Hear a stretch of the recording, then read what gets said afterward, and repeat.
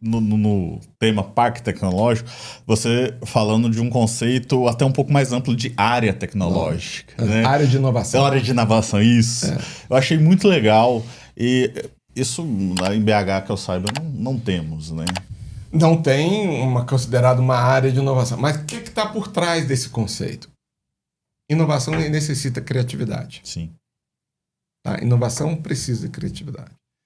Então, a criatividade, ela dialoga muito com aspectos culturais. Sim.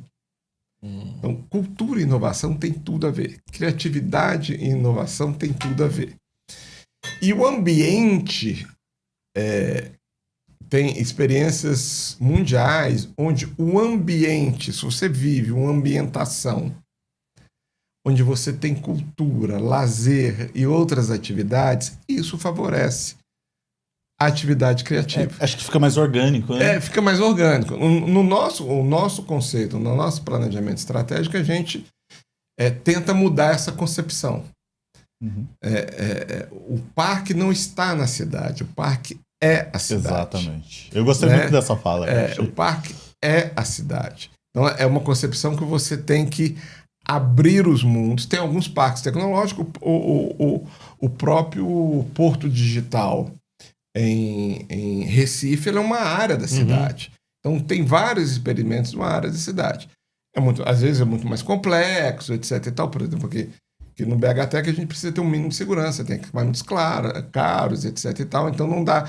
Mas esse conceito de cultura e inovação, nós temos exemplos mundiais. Eu gosto de citar a cidade de Bilbao, na Espanha. Ela era caracterizada por ser uma grande cidade com fábrica de navios, estaleiros. Então é produção industrial pesada. Né? Com a globalização, etc., os estaleiros todos se moveram para o leste europeu, que é mais barato, China, Estônia, não sei o quê, se moveram para o leste europeu. Então a cidade entrou numa decadência industrial e decadência econômica muito grande. Como é que eles reverteram isso? O Guggenheim, que é um grande museu famoso de arte moderna de Londres, abre o Guggenheim Bilbao. Põe uma sede, uma subsidiária, mas um outro museu com a qualidade de curadoria do Guggenheim na cidade de Bilbao. Isso gerou no entorno deles, tá, uma série de atividades de TI, produção musical, áudio, de conteúdo. Todas as atividades que têm tecnologia e têm criatividade foram se agregando na cidade. Então, hoje, a cidade é um polo da chamada economia criativa, que a gente chama. Né? Da economia criativa que eu tenho. Bilbao foi assim. Lille, também na Espanha, que tinha minas de carvão. Hoje você vai lá, as minas de carvão são estúdios, são coisas, etc. E aí começa por essas áreas mais relacionadas e vão coisas. Então o conceito da cidade é isso, né? Tem alguns conceitos de polo, de inovação, etc. Agora você vive, trabalha e tem lazer na mesma... É a cultura, né? É a cultura como elemento fundamental. É óbvio que depende muito do tipo de atividade. Vamos dizer assim, não dá para ter uma fábrica ali. Né?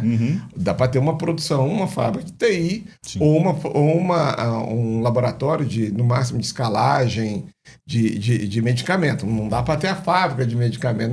Inclusive, essa é uma característica do próprio BHTEC. Né? Lá não pode ter linha de produção. É só laboratório.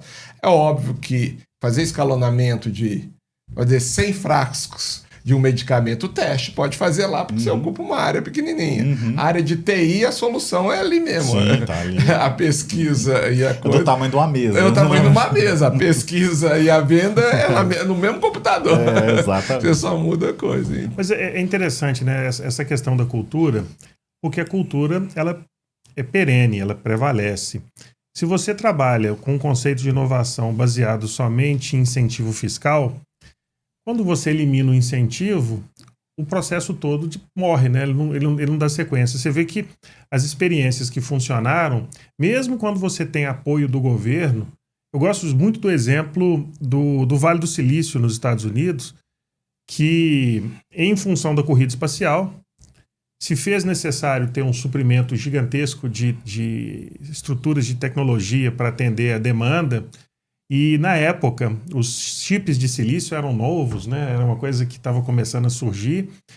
O volume de recursos que o governo colocou para vencer a corrida, que era uma coisa meio sem sentido, mas, enfim, ele deu frutos, porque gerou... você tem a Intel, a Fairchild, que nasceu antes da Intel, depois veio a Intel. Várias. Os microprocessadores evoluíram absurdamente, aí isso permitiu que se evoluísse a indústria de computadores, aí veio a indústria de software, aí o resto é história. É interessante que esse incentivo governamental não criou um parque tecnológico, criou uma área de inovação. Mas uma área onde você já tinha uma universidade com produção de conhecimento. Sim.